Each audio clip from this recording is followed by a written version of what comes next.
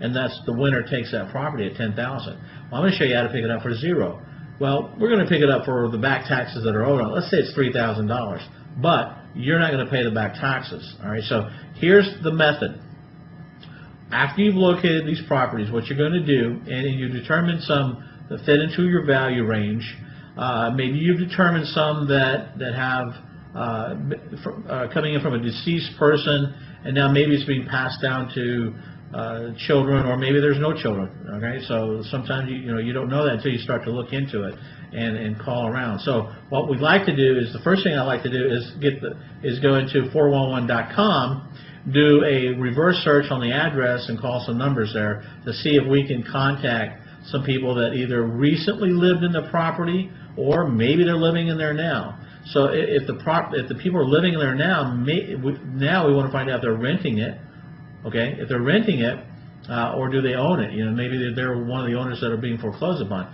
Well, if it's the owner, then that's not a property that we have a lot of interest in. Again, on the sideline, you can go after this property by making an offer and buy it. But I'm not going to go that route with you. So we're looking for no down payment type projects here, and where you pick up the property very easily, free and clear. All right. So what we're looking for is either a property where there's nobody that lives there. So if I don't come up with somebody off that phone search that's living in there that is claiming ownership, then I've got a potential. All right, so that eliminates the owner. Then it's open for me to further go along with my investigation. So if I have tenants in there and they're renting, the first thing I'm going to ask them is, well, who are you making payments to? And so I'm going to try to get out, from them the information about who owns the property. Now, you can do this pretty easily. The way that I've always done it is just tell them flat out, you may already know that your property is going into a foreclosure sale this month, and I'm going to try to prevent that from happening. That way you can continue to live there. All right, so this is the take I take when I'm talking to tenants in the house. Now they're on my side, because most tenants don't want to just up and leave, and the fear of foreclosure is terrible, and they will normally have received some notices or some investors knocking at their door, checking out their house, getting ready to buy it on the courthouse steps. So they know it's going up for sale. So that's not a secret. All right. So I play on that knowledge so that they understand that I'm maybe different than everybody else at the same time.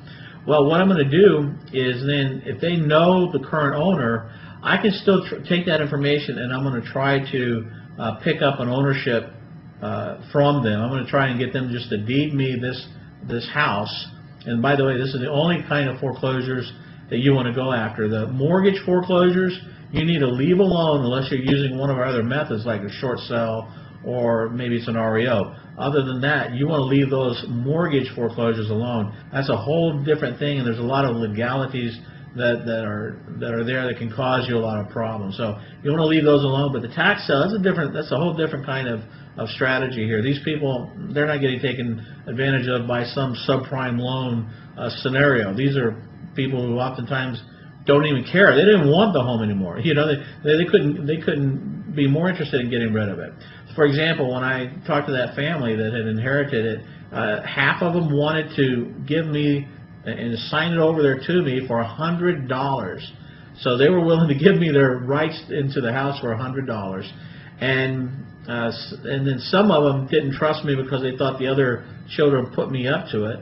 All right. But in the end, when I told them, well, you're going to lose the house anyway, so whether they did or didn't, and I'm telling you they didn't, I'm offering you $100 for your rights, and in next week when the house goes up for sale, that offer is off the table. So you have a week to decide, and then that's how I picked up full ownership. Now, believe it or not, if you talk to an attorney or you come into our membership area and ask me this question, I'll show you how to pick up.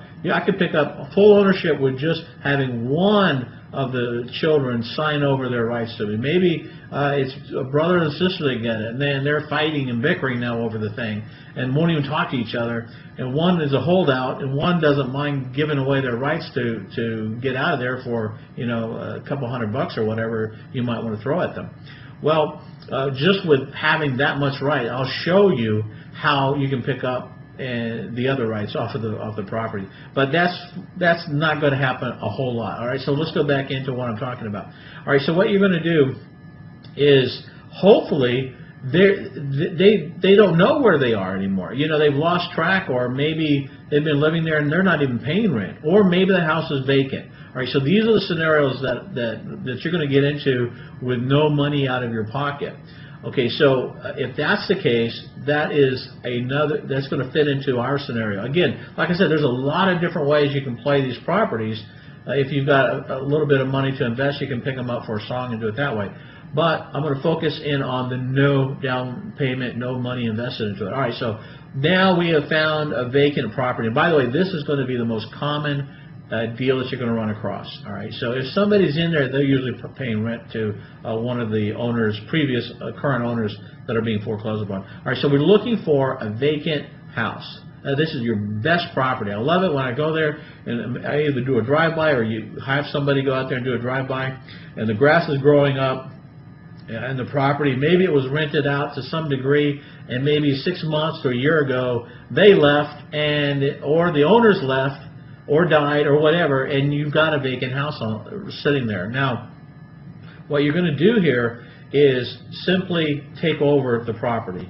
Now, believe it or not, the law in all 50 states allows anybody to move in on a property, be it a house or be it raw land, and take it over and claim ownership to it. This is called adverse possession, by the way.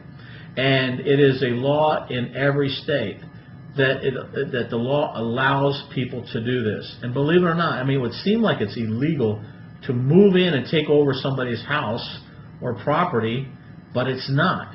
Now, it's up to, here's how the law reads. It's up to the owner of the property to make sure that nobody comes on their property and tries to take it away. Isn't that crazy? But yeah, that's the way the law is. And there's a perfectly good reason for it, because the tax rolls don't make money with vacant properties. They want somebody living on it, therefore they can tax it, and it can keep it up, so it keeps the values up, etc. So it's in the best interest of the county, city, state governments that we don't have vacant homes, even if squatters can come in and take it over. Now, we're talking now a little bit now about adverse possession. And you can look up the adverse possession laws on the internet for your state. Now, I'll tell you what mine are in Texas. And by the way, we have some of the greatest adverse possession laws in the entire country. Because you can come in, take over a property, vacant property, and now you can start making payments, tax payments on that property. And if you pay the tax payments for just 5 years and no owner shows up to claim ownership and try and kick you off the property, then you have that property free and clear. You get a free and clear deed to that property. Now, one of my students that I taught this to in a live, it was actually one of our summits where I taught this method, immediately went out. He picked up like 6 or 7 houses in Texas. He lived in Louisiana, so he crossed the border to come over into Texas, and he picked up these houses, and he did that. I mean, just like that. You know, this is an easy method to do, and then you know all you have to do is claim ownership, and now you rent them out. Now, here's where everything starts. This is the information you need to know in order to go in there and properly take over property. Okay, you know, moving in on a property, taking over is one thing, but you know, drug addicts do that a lot with vacant properties, and they don't know the proper procedure to go through ownership, nor do they care, obviously.